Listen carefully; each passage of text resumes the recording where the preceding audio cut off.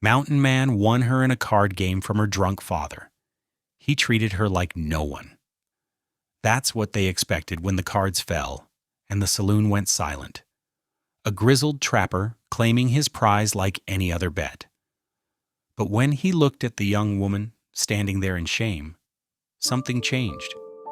Instead of chains, he offered choices. Instead of demands, he gave dignity. She carried secrets that could destroy them both. He carried ghosts from a war he wanted to forget. But some men hunt for gold, others hunt for redemption.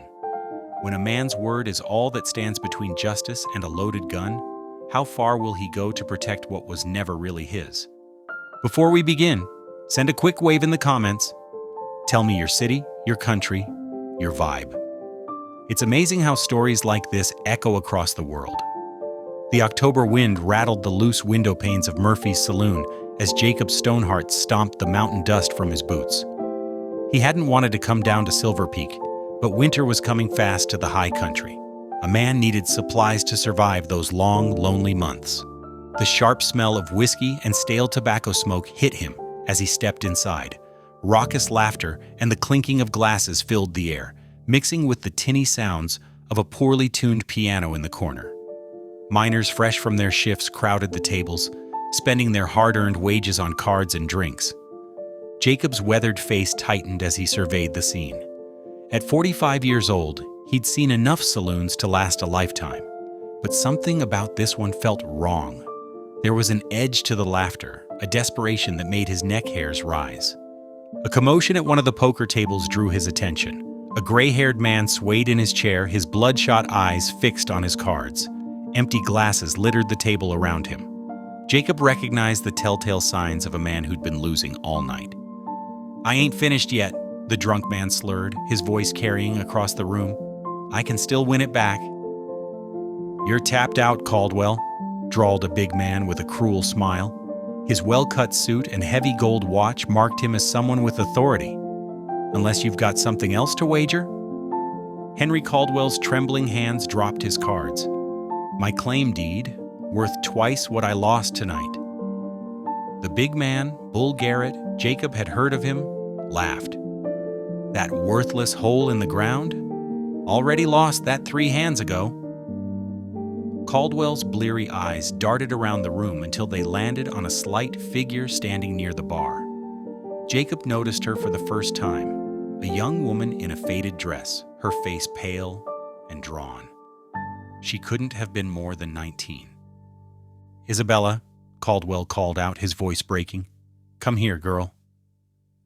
The young woman approached slowly, her steps hesitant. Even from across the room, Jacob could see the fear in her eyes. "My daughter," Caldwell announced, grabbing her wrist.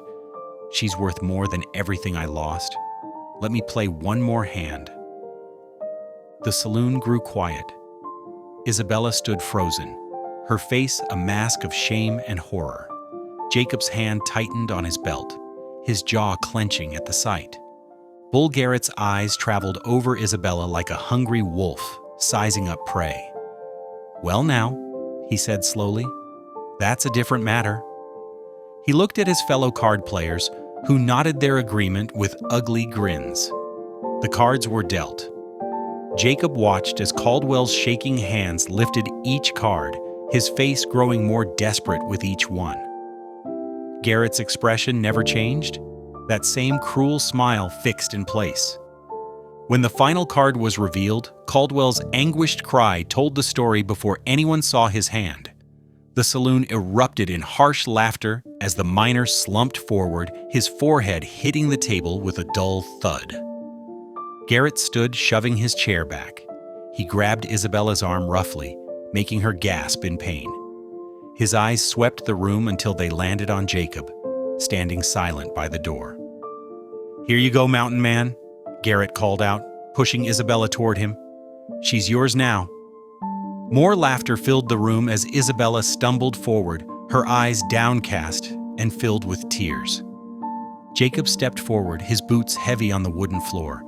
The room grew quiet as he approached, something in his bearing making even the drunkest miners take notice. He stopped in front of Isabella, who stood trembling, unable to look up.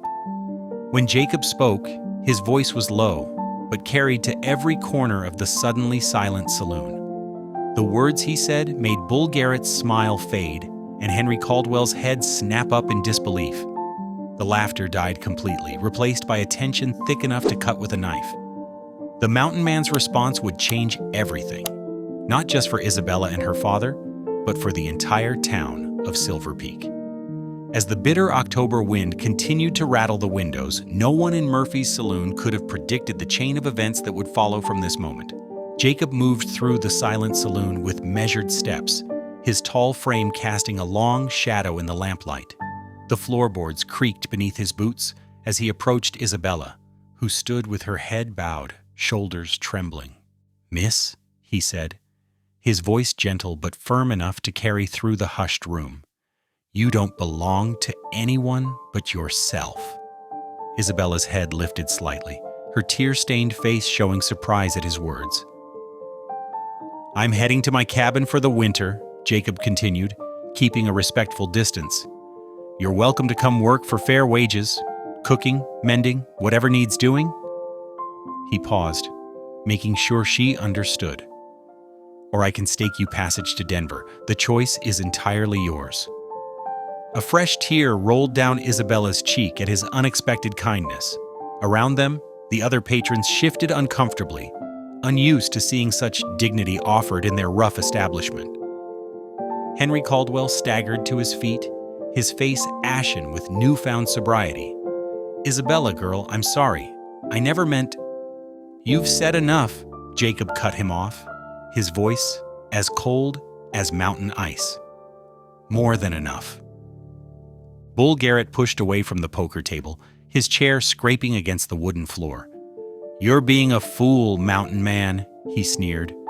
"A girl like that ain't worth—" Jacob turned slowly, fixing Garrett with a steely gaze that made the bigger man's words die in his throat. The saloon grew even quieter, if possible, as the two men locked eyes. After a long moment, Garrett looked away first, trying to cover his retreat with a dismissive grunt. Isabella wiped her eyes with a trembling hand. I would like to accept your offer of work, Mr. Stoneheart," she said softly. "I have nowhere else to go." Jacob nodded once. "Do you have belongings to collect?" "Yes, at Mrs. Peterson's boarding house. Just one bag." "We'll get them now. Best to be on our way before dark." They stepped out into the chill October evening, leaving behind the stifling atmosphere of the saloon. As they walked down Silver Peak's main street, curious faces appeared in shop windows. Whispers followed them like autumn leaves skittering along the boardwalk. The boarding house was a weathered two-story building with peeling white paint. Isabella disappeared inside while Jacob waited by the front porch. When she emerged minutes later, she carried a small carpet bag that contained everything she owned in the world. They made their way to where Jacob had left his pack mule, tethered near the general store. The animal stood patient and steady, already loaded with supplies for the winter months ahead. Jacob secured Isabella's bag alongside his other provisions, checking the ropes with practiced hands. As he worked, Isabella stood nearby, her arms wrapped around herself against the evening chill. "Mr. Stoneheart," she said hesitantly, "about the work arrangement." Jacob straightened up, making sure to keep his movements slow and predictable. "You'll be treated with complete respect," he assured her. "You have my word on that. The cabin's small but solid. You'll have your own space, with a door that locks from the inside." He paused, wanting her to understand. "No one will ever force you to do anything against your will again. Not while I'm around." Relief washed over Isabella's face, though anxiety still lingered in her eyes. She nodded, accepting his words. The sun was setting behind the mountains as they prepared to leave Silver Peak, painting the sky in shades of purple and gold. The first evening stars were beginning to appear, bright pinpoints of light in the darkening sky. Jacob took the mule's lead rope in one hand and gestured for Isabella to walk beside him, not behind. They started down the trail that would take them up into the mountains, leaving behind the whispers and stares of the town. The mule's hooves made a steady rhythm on the packed earth, and a cool breeze carried the scent of pine needles down from the heights. Isabella kept pace beside Jacob, her steps growing more confident with each yard of distance they put between themselves and Murphy's saloon.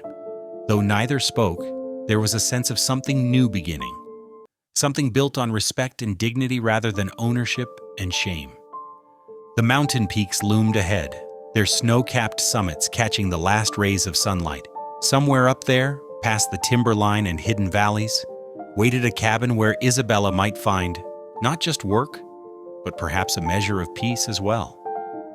The mountain air held an autumn crispness as Jacob and Isabella set out at first light. The trail ahead wound through stands of aspen trees, their golden leaves trembling in the morning breeze. Jacob led the way on his sturdy bay gelding, while Isabella rode his spare mare, a gentle dun with a flaxen mane. The first hours passed in companionable silence, broken only by the steady clip of hooves on stone and the occasional call of a jay overhead. Jacob kept a watchful eye on the trail ahead, choosing the safest path through the rising terrain. Though Isabella had clearly never ridden in mountains before, she handled the mare well enough, following Jacob's quiet instructions about leaning forward on the uphill stretches. By midday, they had climbed high enough to see Silver Peak far below, its buildings no larger than matchboxes. They stopped in a small meadow to rest the horses and eat a simple meal of jerky and hardtack. Isabella sat on a fallen log, her shoulders tense despite the peaceful surroundings. "Mr. Stoneheart," she began hesitantly, her fingers twisting in her skirts, "there's something you should know, something that might change your mind about helping me." Jacob settled on a rock across from her, his weathered face showing neither judgment nor hurry. "Take your time, Miss Caldwell." Isabella drew a shaky breath. "I'm with child," she whispered, her voice barely audible above the rustling leaves. 3 months gone. Tears welled in her eyes as she continued. I didn't. She struggled to find the words. "Bull Garrett," Jacob said quietly, his jaw tightening as understanding dawned. Isabella nodded, unable to meet his eyes. "He cornered me behind the assay office one evening. I'd gone to bring Papa his dinner at the mine." Her voice trembled. "He'd been watching me for weeks, making comments, following me. I tried to avoid him, but..." Jacob's hands clenched into fists, but he kept his voice gentle. "You don't need to explain more unless you want to." "Papa's gambling, it wasn't just for drinking money," Isabella continued, the words now tumbling out like water through a broken dam. "When we discovered I was in trouble, he tried to raise enough for me to go away somewhere, start fresh where no one knew me. But each time he lost, he just got more desperate." A bitter laugh escaped her. "And now here I am? One in a card game anyway." "You weren't one," Jacob corrected firmly. "You're a free woman making your own choice." Isabella finally looked up at him, her face streaked with tears. "How can you still offer me work knowing what I am? What I'm carrying?" Jacob stood slowly, moving to tend the horses as he spoke, giving her space while maintaining the conversation. "What you are is a brave young woman who survived something terrible. What you're carrying is an innocent child who deserves a chance at life." He adjusted the mare's saddle blanket with careful hands. "Neither defines your worth. But when the baby comes..." "We'll figure that out when the time comes," Jacob said simply. "For now you need rest, good food, and peace to heal. My offer stands: honest work, safe shelter, fair wages. Nothing more expected." They resumed their journey as afternoon shadows lengthened across the trail. Isabella rode quietly, exhaustion plain on her face after sharing her burden. When they made camp that evening in a sheltered grove of pines, she barely touched her portion of beans and salt pork before wrapping herself in the blanket Jacob provided. The campfire painted orange light across her sleeping form as she wept silently. Months of fear and shame finally finding release. Jacob kept watch from the other side of the fire, close enough to guard, but far enough to give her privacy in her grief. His eyes scanned the darkness beyond their circle of light, his expression grim as he thought of Bull Garrett's violence. The stars wheeled overhead bright and cold in the mountain sky. An owl called from somewhere in the forest, its cry echoing off distant peaks. Jacob added another log to the fire, settling in for his vigil. Tomorrow would bring another day of travel, but for now, Isabella slept. Perhaps not peacefully, but at least safely. Through the night, Jacob maintained his quiet watch, his presence a steady promise of protection. The fire crackled softly, sending sparks upward to join the stars, while all around them the wilderness kept its own ancient rhythms, indifferent to the human dramas playing out beneath its vast sky. The second day dawned clear but cold, frost glittering on the pine needles as they broke camp. Jacob studied the steep trail ahead with concern, noting how Isabella's face had grown pale in the thin mountain air. "Trail gets rougher from here," he said, securing their gear on the pack mule. "We'll take it slow." The path narrowed as they climbed higher, winding between towering cliffs and deep ravines. Patches of early snow clung to the shadowed places, and their breath came out in white puffs. Jacob dismounted to lead both horses, not trusting the treacherous footing to chance. Isabella swayed slightly in her saddle, one hand pressed against her middle. The altitude and her condition were taking their toll. Near midday, as they rounded a sharp bend, she suddenly gripped the pommel, her knuckles white. "Mr. Stoneheart," she gasped, "I feel—" Jacob turned just as she started to slip sideways. In 2 long strides, he was there, strong hands steadying her before she could fall. "That's enough riding for now," he said firmly, helping her down. "There's a sheltered spot just ahead where we can rest." He led them to a sunny clearing protected from the wind by a granite outcropping. After settling Isabella on his rolled bedroll, he quickly gathered dry wood and started a small fire. From his saddlebags, he produced a leather pouch of willow bark. "This will help with the dizziness," he explained, brewing the bark in his tin cup. "My mother taught me about healing plants before she passed. Drink it slow." Isabella sipped the bitter tea while Jacob shared his jerky, and the last of their journey bread. Color gradually returned to her cheeks as they rested in the warm sunlight. "You mentioned your mother?" she said softly. "Were you raised in these mountains?" Jacob shook his head. "Grew up on a farm in Ohio, joined the cavalry young, thinking I'd serve with honor." His face darkened. "Found out honor meant different things to different men." "What happened?" Jacob stared into the fire, his voice growing distant. 5 years ago, I was stationed at Fort Lyon. We got orders to deal with what they called a hostile Cheyenne camp." His hands clenched. But it wasn't hostile. It was families, women, children, elders, flying both American and white flags of peace. Chief Black Kettle's people had been promised protection. Isabella watched his face as understanding dawned. "Sand Creek," she whispered.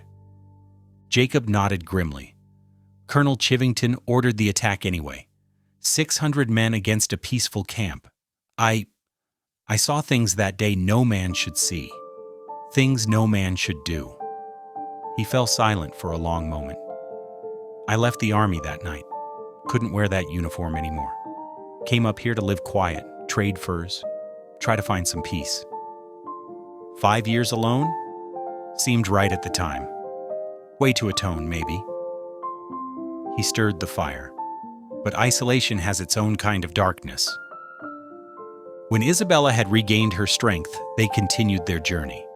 The afternoon sun was casting long shadows when they finally crested a ridge and Jacob's cabin came into view. It sat in a natural clearing, a solid structure of hand-hewn logs with a neat stone chimney. A small barn stood nearby, and a creek tumbled down the mountainside behind it. "It's not much," Jacob said as they approached, "but it's sturdy and warm." Inside, Isabella found the cabin simple but well-maintained.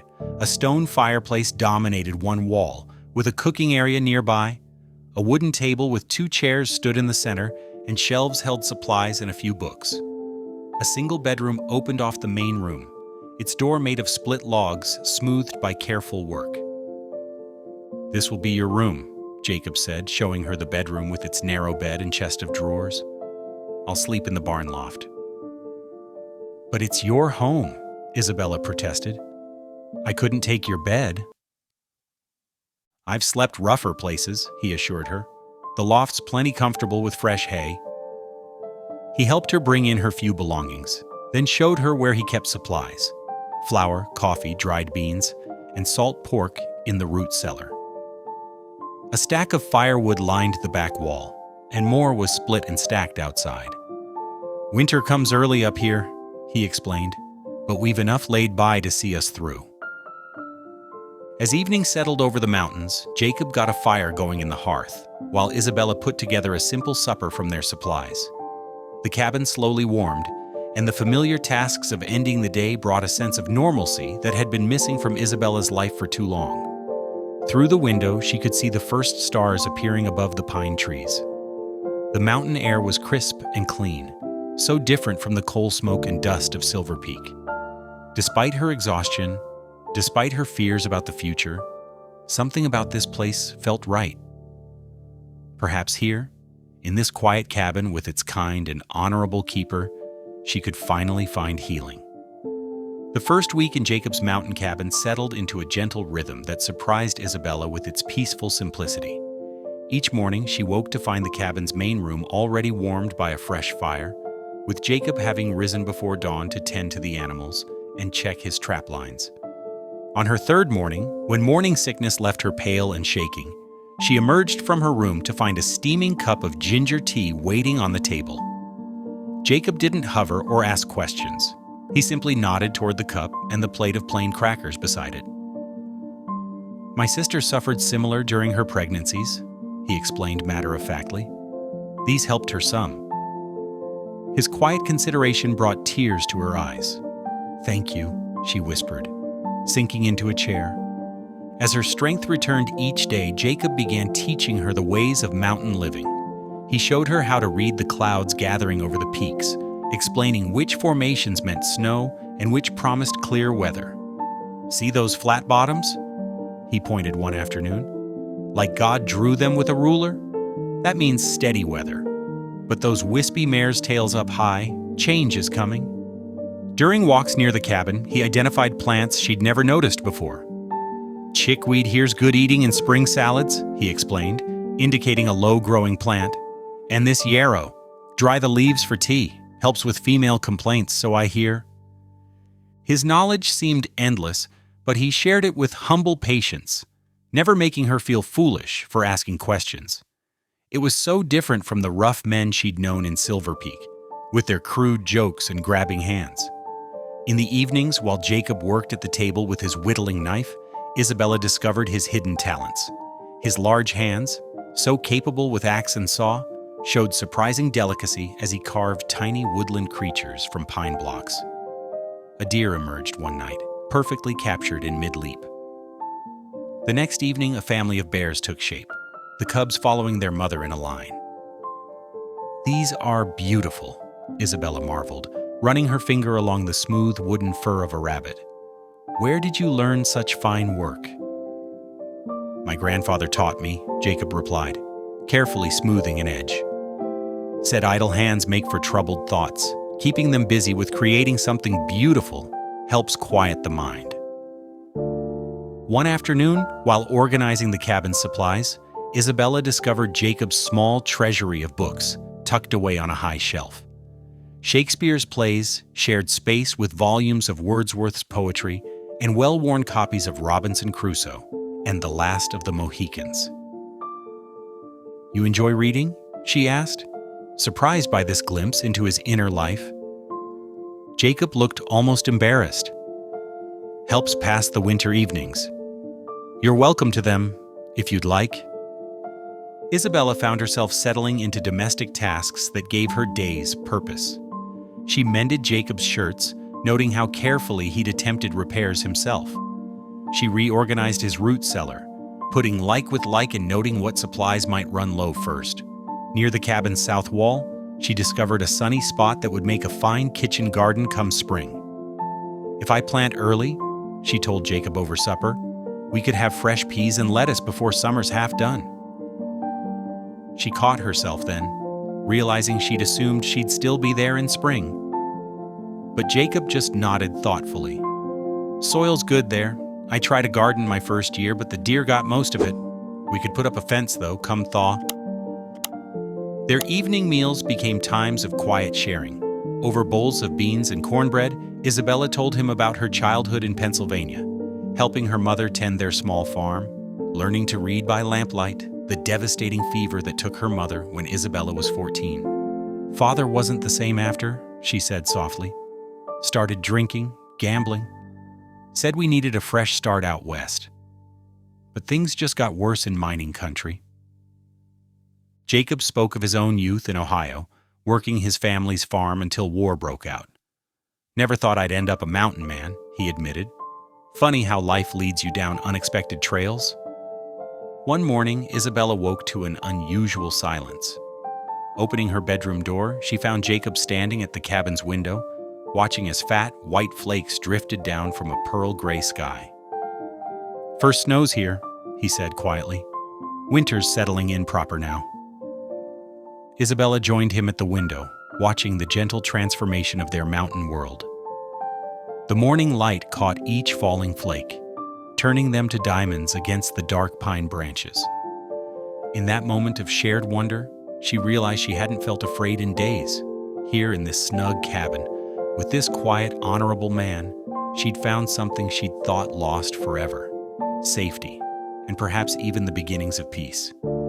The November winds brought change to the mountain, painting the world in stark whites and grays.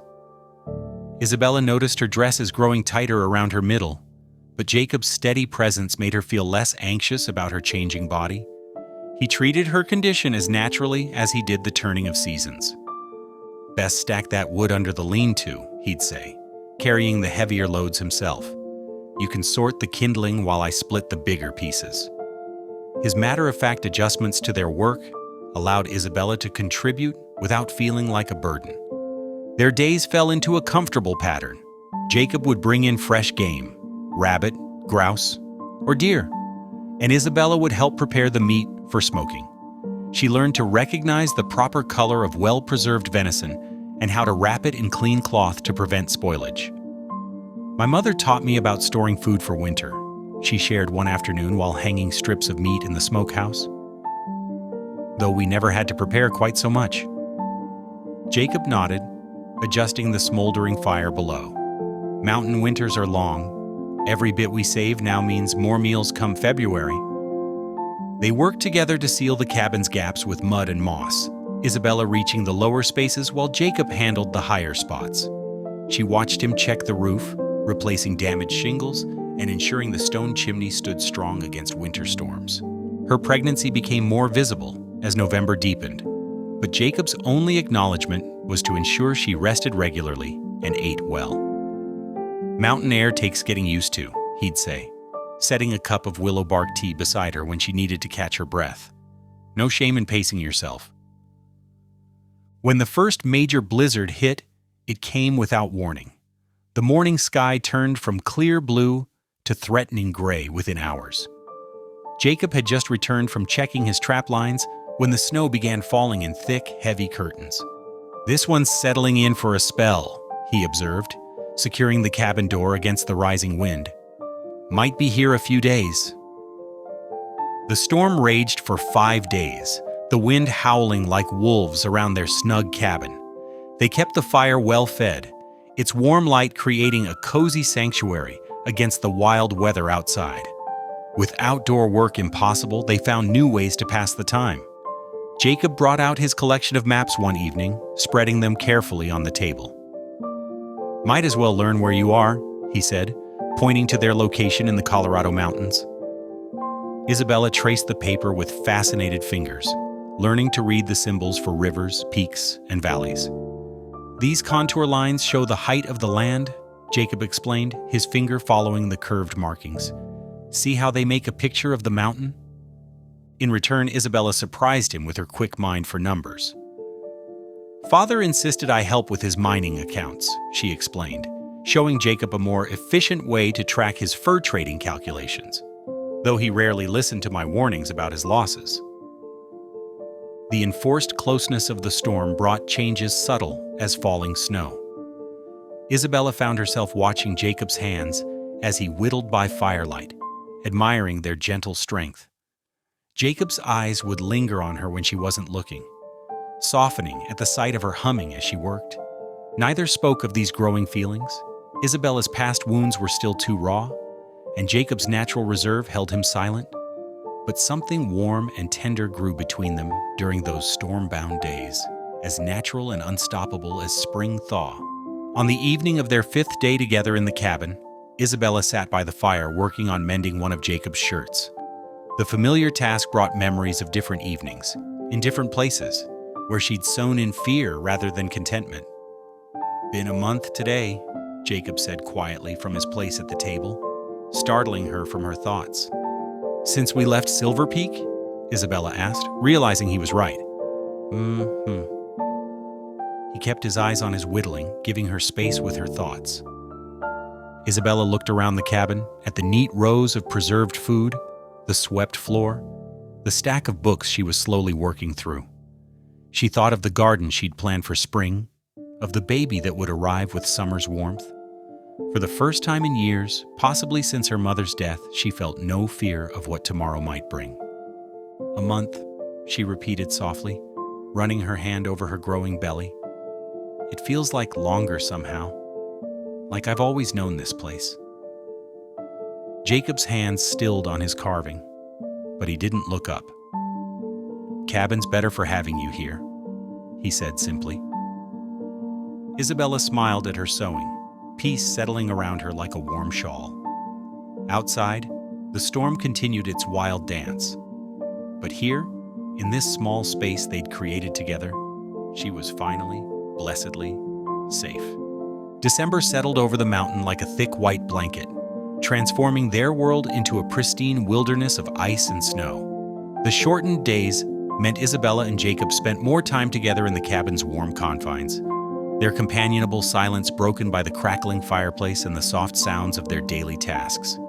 Isabella's pregnancy had progressed steadily, her belly now a prominent curve beneath her dress. Jacob noticed her discomfort as she tried to find comfortable positions in their wooden chairs, especially during evening meals. Without a word, he disappeared into his workshop for several days, the sound of sawing and sanding drifting through the cabin walls. "Close your eyes," he instructed one morning, leading her by the hand to the fireplace. When she opened them, a beautifully crafted rocking chair stood before her, complete with soft cushions he had stuffed with cleaned wool from his spring shearing. "Jacob," she whispered, running her fingers over the smooth wood. "It's perfect." He shrugged, but his eyes warmed at her pleasure. "Noticed you rubbing your back. Thought this might help." The chair became her favorite spot, and Jacob often found himself watching her rock slowly while she knitted or read from his small collection of books. Her face had filled out since arriving at the cabin, and color had returned to her cheeks. Sometimes, when she thought he wasn't looking, she would rest her hand on her growing belly with a small, secret smile. As the month progressed, Isabella's appetite changed. She would stare longingly at their dwindling supply of preserved fruits, and Jacob recognized the yearning in her eyes. Without comment, he began making longer trips on his snowshoes, returning with different types of game, mountain grouse, snowshoe hares, even managing to bring down an elk that would vary their meals through the winter. "You don't have to go to such trouble," Isabella protested one evening as he returned, snow-covered but triumphant with a string of fat rabbits. "No trouble," he answered simply. But they both knew it was more than that. Each trip was his way of caring for her, of ensuring she and the baby stayed healthy through the long winter months. Their evenings grew longer and more intimate as December deepened. One night, as they sat by the fire, Jacob surprised her by telling stories of his childhood in Ohio, tales of harvest festivals and barn raisings that made her laugh and long for simpler times. "You have quite a gift for storytelling," Isabella said, her knitting needles clicking softly as she worked on a secret project. Have you ever thought of sharing these stories with children? Jacob's hands stilled on the piece of wood he was carving. Can't say that I have, though I reckon young ones might enjoy hearing about the mountain creatures I've known. Isabella's eyes brightened. I've always dreamed of teaching children to read, she confessed. Before everything changed, I used to imagine having my own little school someday. Jacob watched her face in the firelight, seeing the passion there. Might be some families up here in the mountains could use a teacher, he said thoughtfully. Come spring, we could ask around. The way she looked at him then, full of hope and gratitude, made his heart twist in his chest. As Christmas Eve approached, both of them worked on their secret projects during stolen moments. Jacob spent hours in his workshop, while Isabella knitted late into the night after he had gone to the barn loft to sleep. The evening arrived clear and cold, stars brilliant in the mountain sky. They shared a special supper of roasted elk and the last of Isabella's preserved apple butter. Afterward, they sat before the fire, an air of anticipation between them. I have something for you, they both said at once, then laughed, breaking the tension. Jacob reached behind his chair and brought out a carefully wrapped bundle. Isabella unwrapped it slowly, gasping as each piece of the hand-carved nativity set was revealed.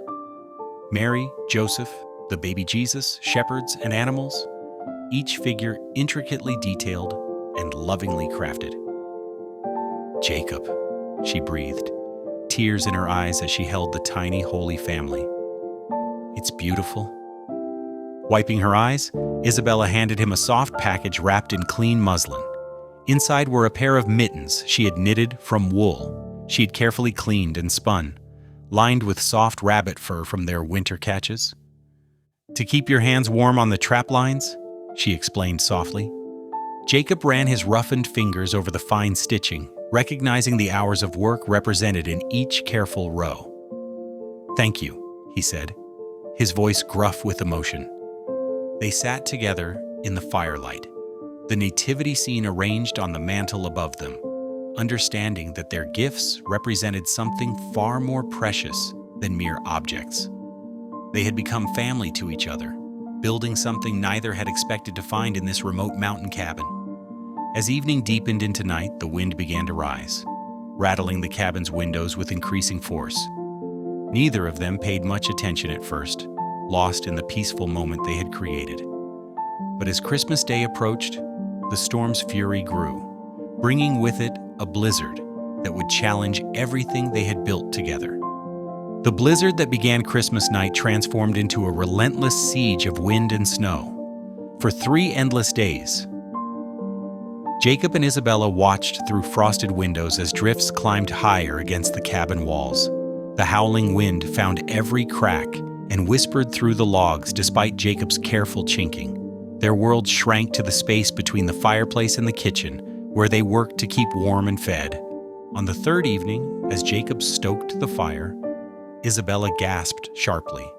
Her hands flew to her swollen belly, face draining of color. Jacob, she whispered, terror in her voice. Something's wrong. The baby, it's too early. Jacob's heart clenched. He knew she was barely 7 months along, and the nearest doctor was 50 miles away in Silver Peak. Even if the storm allowed travel, it would be impossible to reach help in time. Let's get you comfortable, he said, keeping his voice steady despite his rising fear. He helped her to the bedroom, his military training taking over as he assessed the situation with forced calm. Isabella's labor progressed quickly, too quickly. Jacob boiled water on the stove and tore his cleanest shirts into strips for bandages, remembering battlefield procedures that now seemed inadequate for this delicate task. He positioned lanterns around the room, creating pools of warm light against the darkness outside. I'm scared, Isabella admitted between pains, gripping his hand. It's too soon. You're the strongest person I know, Jacob told her, wiping her forehead with a cool cloth. And you're not alone. I'm right here. Through the long night, Jacob never left her side. He helped her walk when she needed to move, supported her back when the pains grew intense, and spoke gentle words of encouragement. His quiet strength became her anchor as the hours passed. The wind battered the cabin walls, but inside, their world narrowed to this intimate space of shared breath and determination. Isabella fought through each contraction with fierce courage, while Jacob silently prayed harder than he had since his days in the cavalry. Near dawn, with the storm still raging outside, Isabella's labor reached its peak. Jacob positioned himself to help, pushing aside his uncertainty with the same resolve that had carried him through war. "You can do this," he assured her, his voice firm. "Push now, Miss Isabella." With a final, tremendous effort, Isabella brought her daughter into the world. The baby was tiny, so very tiny, but as Jacob quickly cleaned her airways and wrapped her in warm blankets, she let out a surprisingly strong cry. "She's beautiful," Jacob said softly, placing the swaddled infant in Isabella's trembling arms. "And she's fighting just like her mama." Isabella stared at her daughter's perfect, miniature features through tears. The baby had dark hair and delicate fingers that curled tightly around her mother's thumb. But as the wonder of the moment faded, shame and grief overwhelmed her. "I'm so sorry," she sobbed, unable to look at Jacob. "I've brought disgrace to your home, giving birth to another man's child under your roof. You've been so kind, and I've repaid you with this burden." "Stop right there," Jacob interrupted, his voice gentle but firm. He knelt beside the bed, making sure Isabella met his eyes. "That child is a gift from God, Miss Isabella. She'll want for nothing while she's under my roof." Fresh tears spilled down Isabella's cheeks. But these were different. Tears of relief and gratitude. "She needs a name," she whispered. Jacob smiled, touching the baby's tiny hand with one rough finger. "What about hope?" "Because that's what she is. Hope for a new beginning, for all of us." "Hope?" Isabella repeated softly, looking down at her daughter. "Yes, that's perfect. Hope Stoneheart?" Jacob's breath caught at her unspoken question. "If you'd like," he managed, his voice rough with emotion. The storm continued to rage outside, but inside the cabin, a new family had been born. As the first light of dawn crept through the windows, Jacob tended to both mother and child, making sure they were comfortable and warm. Hope nursed successfully despite her small size, and Isabella finally drifted into exhausted sleep. Jacob sat in the rocking chair beside them, keeping watch. Looking at Isabella's peaceful face and the tiny bundle in her arms, he understood that his life had changed forever. These two souls had brought light and purpose back into his solitary existence, and he silently vowed to protect them both with everything he had. The harsh Colorado winter held the mountain in its grip through January and February, but inside Jacob's cabin, warmth and love flourished. Little Hope, though born early, grew stronger each day, her tiny fingers reaching for the world around her. Jacob and Isabella fell into the gentle rhythm of caring for their precious charge, their hearts knitting together as surely as the snow sealed them in their cozy sanctuary. Jacob revealed a tenderness that moved Isabella to tears. He rose without complaint from midnight feedings, cradling Hope against his broad chest while Isabella heated milk on the cook stove. His rough hands, so skilled at survival tasks, proved surprisingly gentle when changing swaddling clothes or testing bathwater temperature. One particularly cold January morning, Isabella woke to find Jacob's side of the cabin empty. The sound of soft hammering drew her to his workshop, where she discovered him carefully sanding the rails of a handcrafted wooden cradle. He had carved delicate pine branches along its sides, and when he noticed her watching, his weathered cheeks flushed with color. "Reckon she needs a proper place to sleep?" he said gruffly, running his hand over the smooth wood. "Something she can call her own." Isabella touched the lovingly carved details, her heart swelling. "It's beautiful, Jacob. Thank you." The cradle became Hope's favorite spot, especially when Jacob would sit beside it in the evenings, singing old cavalry lullabies in his deep, quiet voice. Isabella often paused in her work just to watch them together, this strong mountain man gentled by a baby's tiny grasp. Their days fell into a comfortable pattern. Jacob maintained their shelter, chopping endless firewood and checking his trap lines for fresh meat. He built up the snowbanks around the cabin's foundation for extra insulation and cleared paths to the barn and outhouse after each storm. Every morning, he made sure Isabella and Hope had everything they needed before heading out into the bitter cold. Isabella took pride in making their cabin a true home. She nursed Hope, kept their supplies organized, and turned Jacob's simple provisions into nourishing meals. Between caring for the baby, she mended clothes, preserved meat, and even began planning a vegetable garden for spring, marking the south-facing slope where the snow would melt first. The evening hours became precious family time. Hope would sleep contentedly in her cradle while Jacob and Isabella sat by the fire, sharing the skills each brought to their partnership. Jacob's collection of books, though modest, opened new worlds for Isabella as he patiently helped her sound out difficult words. Her joy at mastering a challenging passage made his eyes crinkle with pride. In return, Isabella taught Jacob the songs her mother had sung in their Pennsylvania kitchen, gentle ballads about love and home that soon filled their cabin. Jacob's deep voice harmonized naturally with her clear soprano, and sometimes they sang Hope to sleep together, their voices blending like the firelight and shadows on the cabin walls. As February drew to a close, the three of them had become inseparable. Though Hope carried none of Jacob's blood, she was his daughter in every way that mattered. He delighted in her first smile, celebrated her growing strength, and promised her adventures when she was old enough to ride. Isabella watched their bond deepen and felt her own love for Jacob grow stronger with each passing day.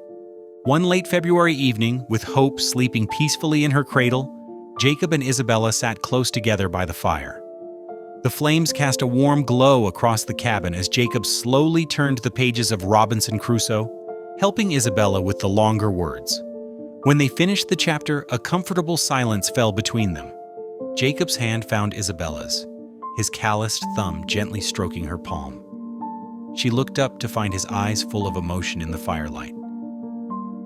"Miss Isabella," he said softly, his voice rough with feeling.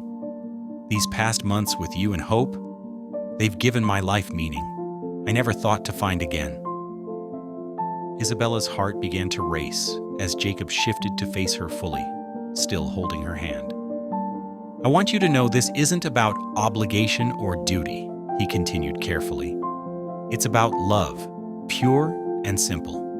I love you both more than life itself, and if you're willing—" He paused, drawing a deep breath. "Would you consider becoming my wife? Making this family we've built official in the eyes of God and man?" Tears spilled down Isabella's cheeks as joy filled her heart.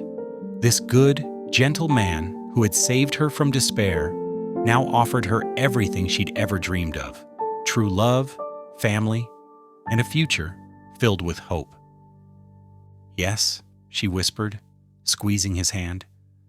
"Yes, Jacob Stoneheart, I would be honored to be your wife." Jacob gathered her close, his own eyes bright with tears. Between them, Hope slept on, unaware that her family had just become permanent in all the ways that mattered most. Early March brought a welcome break in the mountain weather. The sun emerged bright and strong, beginning to soften the deep snowdrifts around Jacob's cabin. On one particularly clear morning, the jingle of approaching harness bells caught Jacob's attention as he chopped wood. Through the trees came a familiar sight: Brother Samuel McReady's small covered wagon, pulled by a sturdy mountain pony. The elderly circuit preacher had been serving the remote settlements of Colorado Territory for over 20 years, bringing both spiritual comfort and news from the outside world to isolated homesteads. Jacob set down his axe and walked out to meet the wagon. "Brother McReady," he called, "welcome to our home." The preacher's weathered face broke into a warm smile as he carefully climbed down from his seat. "Jacob Stoneheart," he said, clasping Jacob's hand. "The Lord's blessings on you. I heard tell in Silver Creek that you'd taken in a young woman and her child." Before Jacob could respond, Isabella appeared in the cabin doorway, with hope bundled against her chest. Brother McReady's kind eyes took in the scene. The obvious care Jacob had given to maintaining the cabin, the smoke rising steadily from the chimney, and the gentle way Isabella carried herself in this mountain home. "Brother McReady," Jacob said, his voice steady but full of meaning, "we've been hoping you'd come. Miss Isabella and I wish to be married, if you're willing to perform the ceremony." The old preacher studied them both carefully, noting how Isabella moved to stand close to Jacob, how naturally his hand came to rest protectively at her back, and how peacefully baby Hope slept in her mother's arms. He'd seen many frontier arrangements born of desperation or convenience, but the love between these two was as clear as the mountain air. "Nothing would give me greater joy," Brother McReady said warmly. "Shall we prepare for the ceremony now?" Isabella's eyes brightened. "I've baked fresh bread and prepared a wedding dinner," she said, "and I have a clean dress." Within the hour, the cabin's main room had been transformed. Fresh pine boughs decorated the mantel, and Isabella wore her best dress, freshly pressed and adorned with a sprig of dried winter berries. Jacob had shaved carefully and donned his cleanest shirt. Hope, awake now, wore a gown Isabella had crafted from one of her old petticoats. Brother McReady stood before the fireplace, his worn Bible open in his hands. Afternoon sunlight streamed through the cabin's windows, casting a golden glow over the scene, as Jacob and Isabella joined hands before him. Hope cooed softly in her mother's free arm, reaching occasionally for Jacob's beard. The ceremony was simple but profound. Brother McReady spoke of love's power to heal and transform, of the sacred bonds of family and of God's grace in bringing lonely souls together. When Jacob and Isabella exchanged their vows, their voices were clear and certain, filled with the depth of feeling that had grown between them over the long winter months. "What God has joined together, let no man put asunder," Brother McReady proclaimed. "I now pronounce you husband and wife." Jacob's kiss was gentle and reverent, mindful of hope between them. Isabella's tears of joy fell freely as she looked up at her new husband, seeing all their shared future in his tender gaze. The wedding dinner that followed was a testament to Isabella's skills. Fresh bread filled the cabin with its homey scent, and she'd prepared a rich stew from Jacob's latest hunt.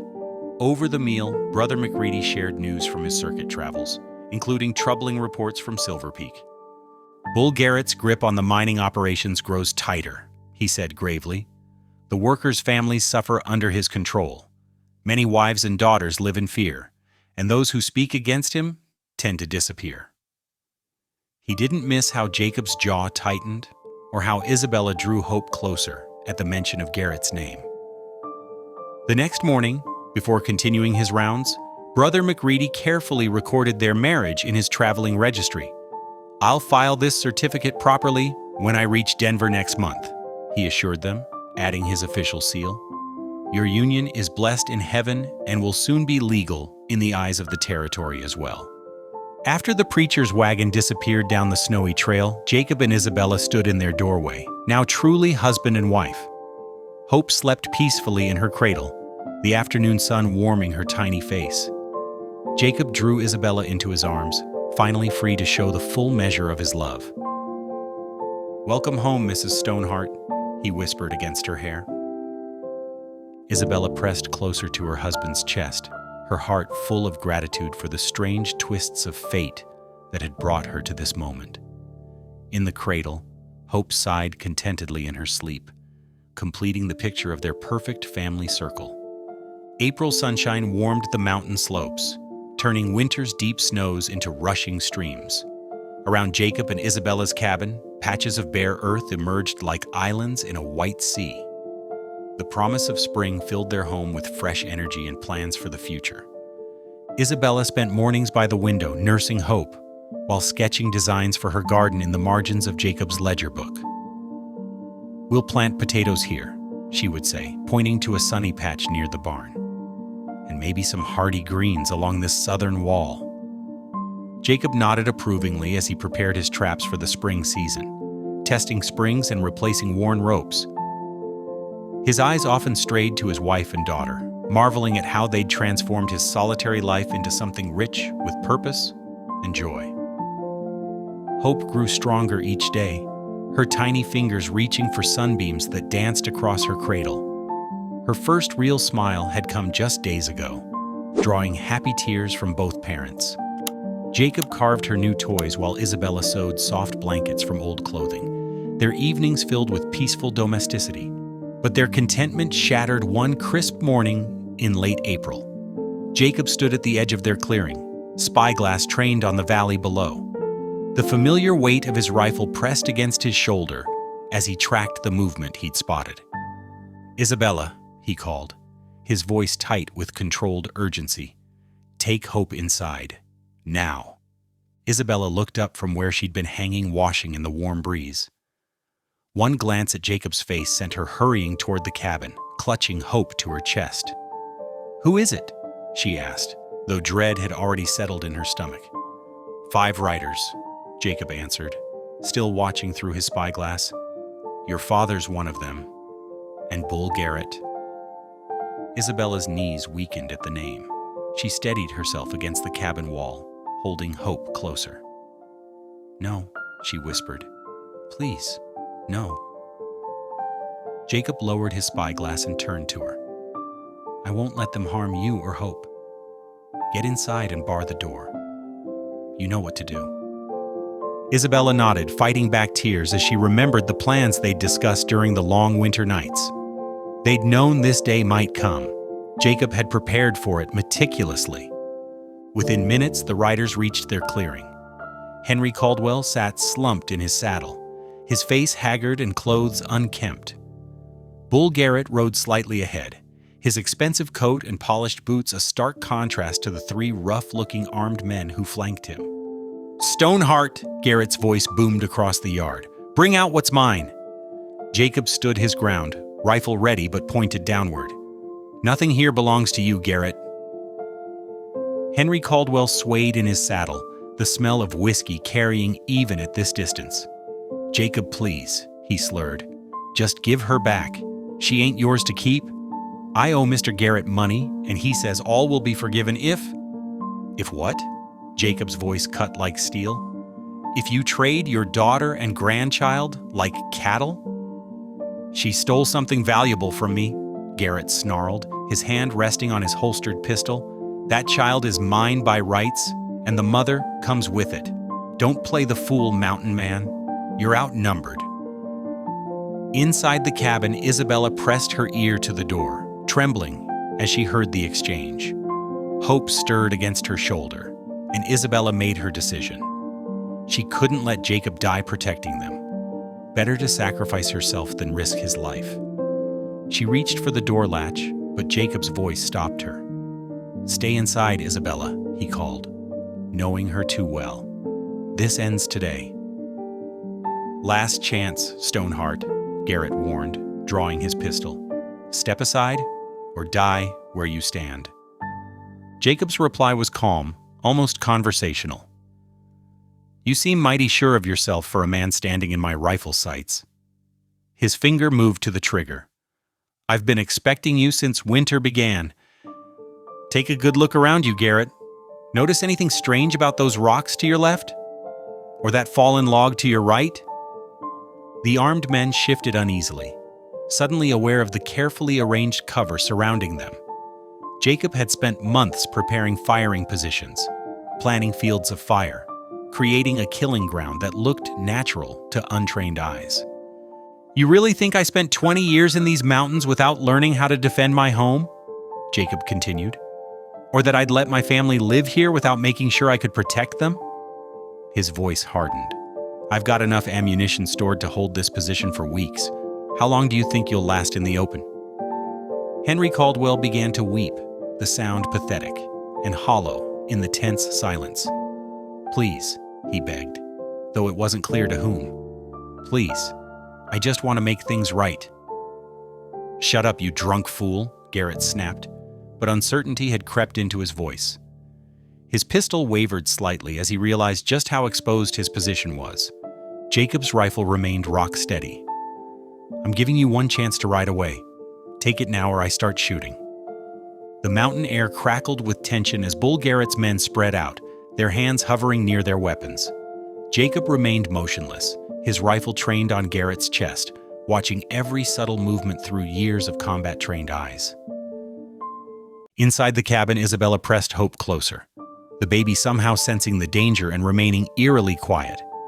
Isabella's heart pounded as she watched through a gap between the logs, torn between her instinct to protect her child and her desperate need to prevent bloodshed. She couldn't bear the thought of Jacob dying for them, yet the mere idea of returning to Garrett's control made her physically ill. "You're trying my patience, Mountain Man," Garrett snarled, his face reddening with rage. "Boys, spread out and surround the cabin. We'll take what we came for, one way or another." "Take one more step," Jacob said quietly, "and I'll drop you where you stand." His voice carried the weight of absolute certainty. "You've already seen I've prepared this ground. Your men won't reach the cabin before you're dead." Henry Caldwell swayed in his saddle, his bloodshot eyes darting between Jacob and Garrett. "Please," he whimpered. "There must be some way to settle this peaceful-like—" "Shut your worthless mouth," Garrett snapped. "You sold your rights to that girl months ago." He turned back to Jacob, baring his teeth. "That woman belongs to me. The child she carries is mine. I'm taking them both, and there's nothing you can do to stop me." Jacob's response was to reach slowly into his coat with his free hand, withdrawing a folded paper. "Actually, there is. Brother Samuel McReady filed this with the territorial authorities in Denver 2 months ago. It's a marriage certificate, legal and binding. Isabella is my lawful wife now. You have no claim on her or our daughter." Garrett's face contorted with fury.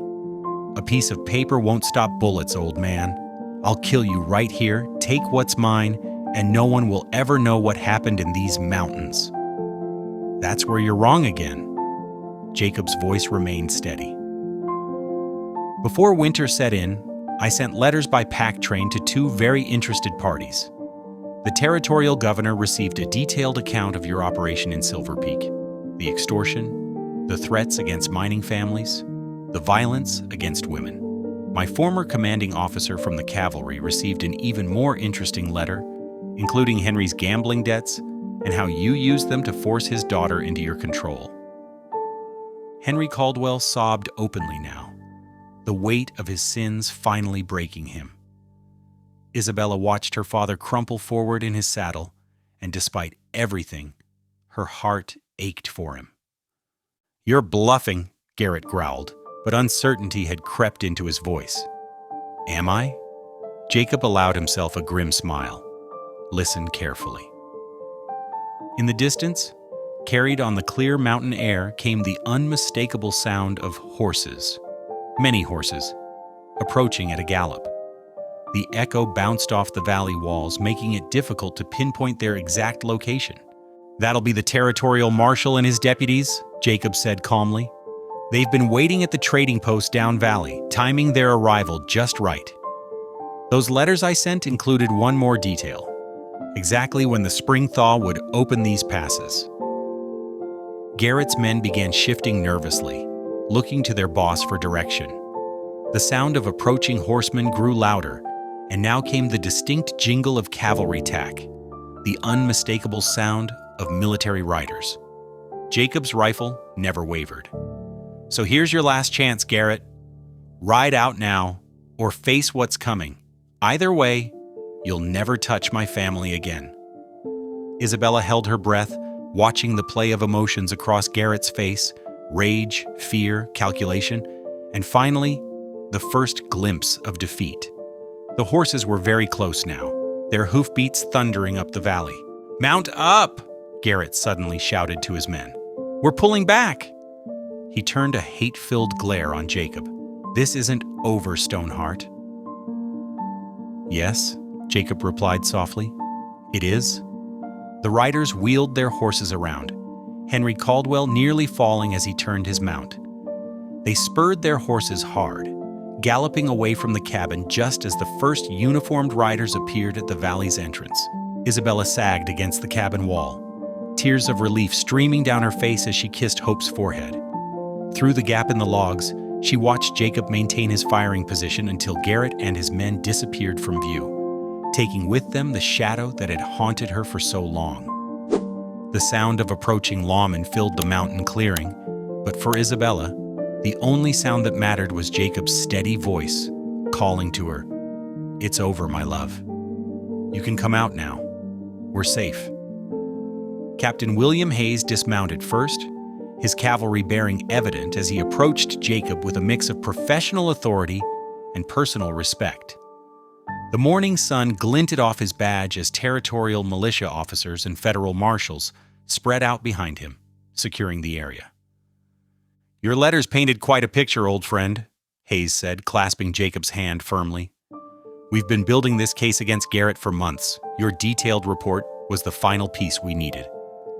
Isabella emerged from the cabin with Hope, and Hayes removed his hat in deference. Jacob's protective stance beside his family didn't go unnoticed by his former brother-in-arms.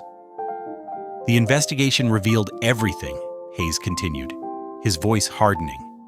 "Garrett's been running a trafficking operation using mining debts to force families to give up their daughters.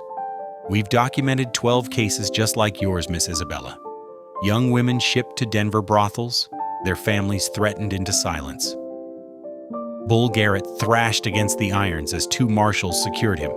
"You can't prove anything," he shouted, spittle flying. "I own half the territory. I'll see you all hanged."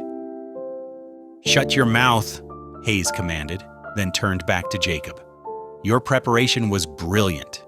Getting Brother McReady to file the marriage certificate in Denver, timing those letters with the spring thaw, having us wait at the trading post. You didn't leave anything to chance." Henry Caldwell stumbled forward, his face ravaged by shame and grief. "Isabella," he choked out, falling to his knees before his daughter.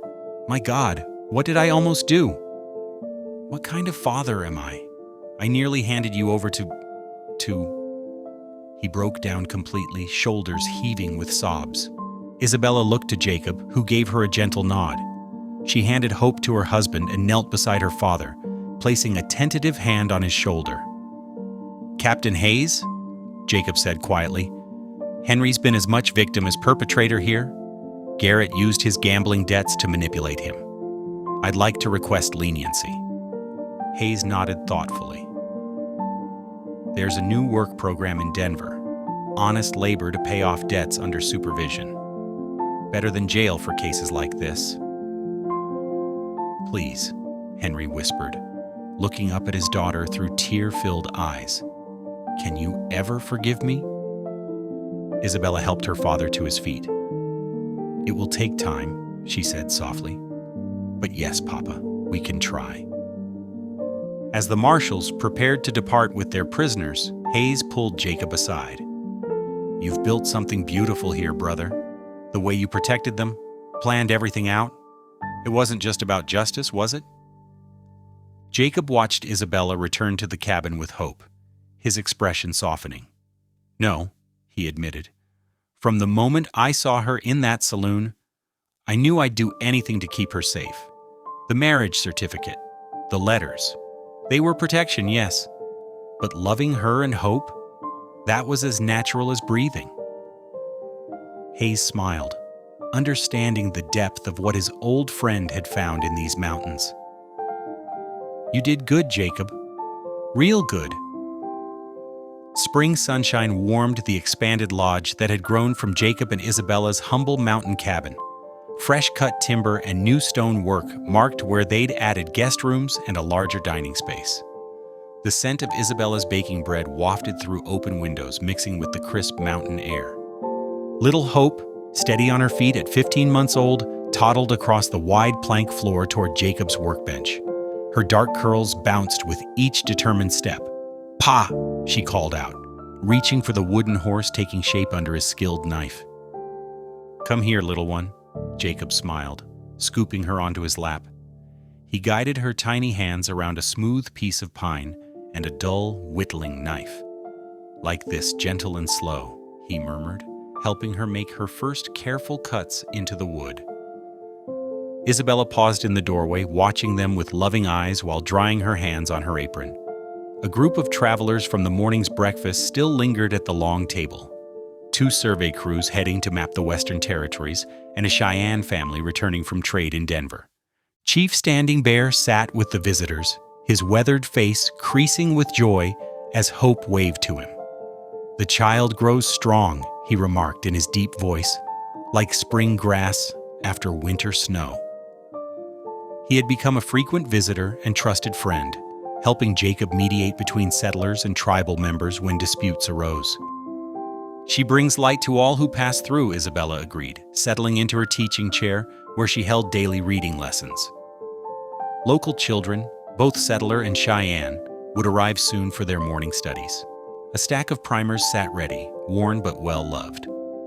Jacob watched his wife pull out her writing box, knowing she was working on another letter to the women's shelter in Denver.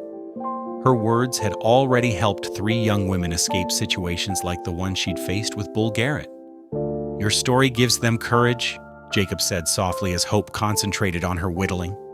"Just as you gave me courage to stop hiding in these mountains and start building bridges instead." Isabella's hand drifted to her middle, where the first subtle roundness of their second child was beginning to show.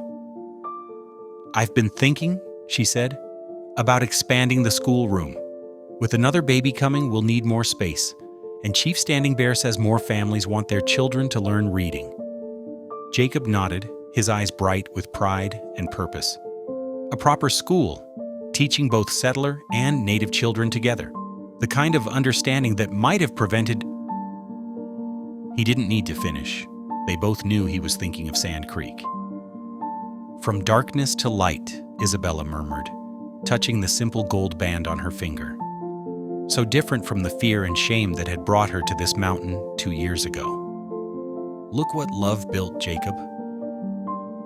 Hope squealed with delight as a curl of wood spiraled from her careful whittling, and the morning sun streamed through the windows of their transformed home, warming them all in its gentle light. Thanks for spending a moment here with me. If this story touched you, let's keep this connection going. Hit subscribe, and I'll see you in the next one.